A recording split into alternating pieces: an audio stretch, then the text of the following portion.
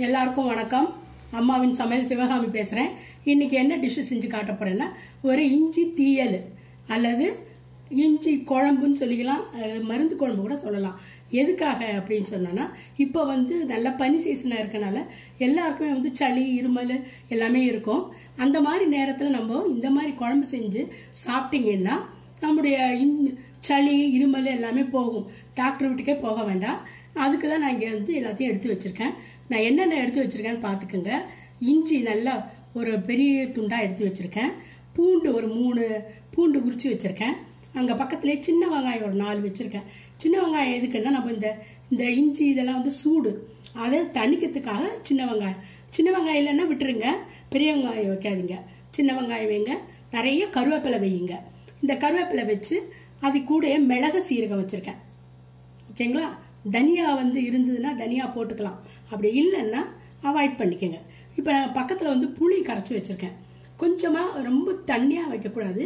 கொஞ்சமா புளிய கரைச்சு அதுலயே உப்பு, மஞ்சள் தூள், மிளகாய் தூள், இந்த மிளகாய் தூள் தனியா தூள் இருக்கிறதுனால அது 3த்தையும் நல்லா செட் பண்ணி வச்சிருக்கேன். இப்ப நம்ம எப்படி பண்றதுன்றதை பார்க்கலாம் வாங்க. இங்க கடாயை வச்சிருக்கேன். அதுல நெய் ஊத்திருக்கேன். நெய் எதுக்கு ஊத்துறது சொன்னா, நம்ம செய்யற பொருள் எல்லாம் சூடானதுனால நெய்யில நம்ம பண்ணும்போது வயிறு புண்ணாகாம இருக்கும். அதனால நெய்யை ஊத்திருக்கேன். இப்ப இந்த நெய்யில எல்லாத்தையும் ஒன்னொன்னா வறுத்துக்கணும். இப்ப மிளகு சீரகம் போடுறேன். நல்ல மிளகு நிறையவே எடுத்துக்குங்க. ஏன்னா காரம் கம்மியா போட்டுக்கணும். மிளகாய் தூள் கம்மியா போட்டு, மிளகு தான் நமக்கு மருந்து. இப்ப மெயினா இது செய்யறதுக்கு காரணமே எனக்குமே நல்ல சளியும் இருமலுமா ஒரு 2-3 நாளாவே இருக்கு. அதனாலதான் நான் இதை செஞ்சு அப்படியே உங்களுக்கும் காட்டலான்னு இருக்கேன். அது இப்ப இருக்கிற அந்த வாய்ஸ் கூட உங்களுக்கு தெரியும், சவுண்ட் ஒரு மாதிரி இருக்கும். இப்ப பாருங்க, நல்ல மிளகும் சீரகம் நல்லா லேசா பொரியட்டும். அதாவது ரொம்ப தீய பெருசாக்காதீங்க, ஏன்னா நெய் தீஞ்சிடும். இப்ப பாருங்க, நல்லா பொரிஞ்சு வருது. இப்ப ஒண்ணா நம்ம இதுல ஆட் பண்ணிக்கலாம். மிளகு வெடிக்க ஆரம்பிச்சிருச்சு. இப்ப என்ன பண்ணோம், நம்ம இஞ்சியை போட்டுக்குங்க.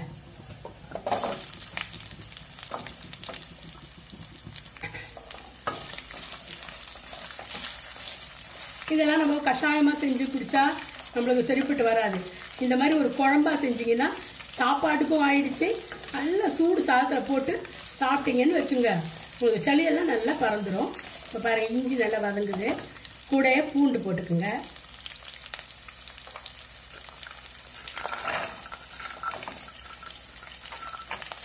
எல்லாமே நெய்யில நல்லா வறுக்கட்டும்.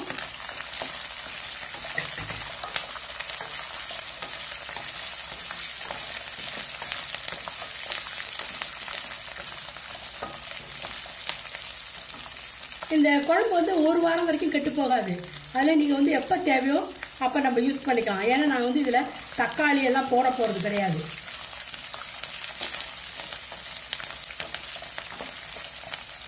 இப்ப இஞ்சி வதங்கிடுச்சு.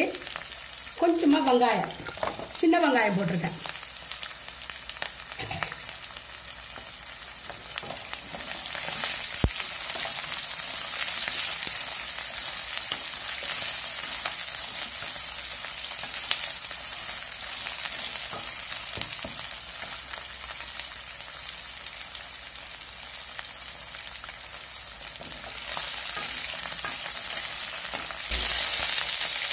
இதையே சேர்த்து அரைச்சிக்கணும். அப்பதான் நமக்கு குழம்பு கெட்டு போகாது. நல்லா இது கூட வதக்கிடுங்க.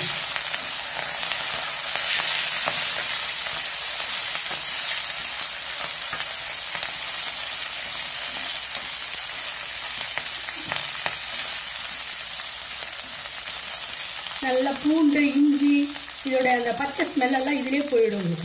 ஏன்னா இது குழம்பு இந்த மருந்தை அரைச்சிருந்து நம்ம என்ன பண்ணுவோம்னா ஒரு கொதி தான் வர விடுவோம். ஏன்னா ரொம்ப நேரம் கொதிச்சதுன்னா அந்த மிளகுடைய தன்மையெல்லாம் மாறிடும். அதனால நம்ம என்ன பண்ணோம், ஒரே தடவை கொதிக்க விடுறதுனால நான் இதுலயே நல்லா வதக்கிக்கணும். நல்லா வதக்கணும்.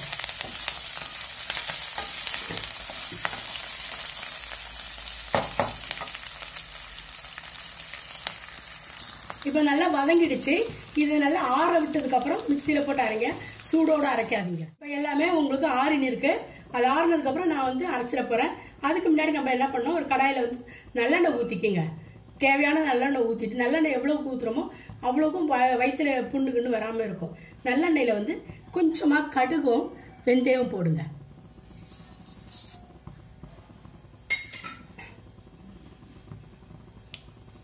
இந்த கடுகும் வெந்தயம் நல்லா பொரிஞ்ச உடனே என்ன பண்ணணும், நம்ம அந்த புளி கரைச்சி வச்சிருக்கோம் பாத்தீங்களா, புளியிலேயே வந்து மிளகாய்த்தூள், மஞ்சள் உப்பெல்லாம் போட்டு வச்சிருக்கோம்.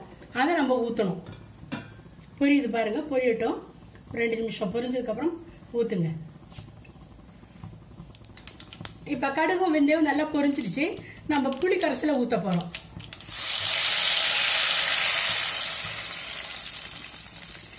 புளி தண்ணி வந்து ரொம்ப நிறைய ஊத்தக்கூடாது, அதாவது தண்ணியா ஊத்தக்கூடாது, கொஞ்சம் திக்கா ஊத்துங்க. அப்பதான் வந்து டேஸ்டா இருக்கும். இதை நல்லா கொதிக்க விடுங்க. இப்ப பாருங்க, நல்ல புளி தண்ணி எல்லாம் பச்சை வாசனை போய் எண்ணெய் வெளியில விளந்து வந்துருச்சு. இந்த மாதிரி ஸ்டேஜ்ல என்ன பண்ணுங்க, நம்ம அரைச்சு வச்சிருக்கோம் பாத்தீங்களா, இத வந்து நல்லா அரைச்சு நல்ல மையா அரைச்சு வச்சிருக்கேன். இத வந்து ஊத்துங்க. இதை ஊத்திட்டு என்ன பண்ணணும்னா, ஒரு கொதி தான் வரணும். ஒரே ஒரு கொதி வந்தோடனே இறக்கிடுங்க. அப்பதான் உங்களுக்கு அந்த டேஸ்ட் கொடுக்கும். நல்லா கலரி கொடுத்து பாருங்க எப்படி திக்காயிடுச்சு பாருங்க குழம்பு. இந்த மாதிரி திக்கா வைங்க, ரொம்ப தண்ணியா வச்சிடாதீங்க, டேஸ்ட் மாறிடும். அப்புறம் ரொம்ப நாள் இருக்கிற மாதிரி இருக்கும். பார்த்தீங்களா, இந்த மாதிரி நல்லா கலக்கி விட்டு ஒரு கொதி வந்த உடனே ஆஃப் பண்ணிடுங்க. அது எப்படி வருதுன்னு காட்டுறேன் பாருங்க.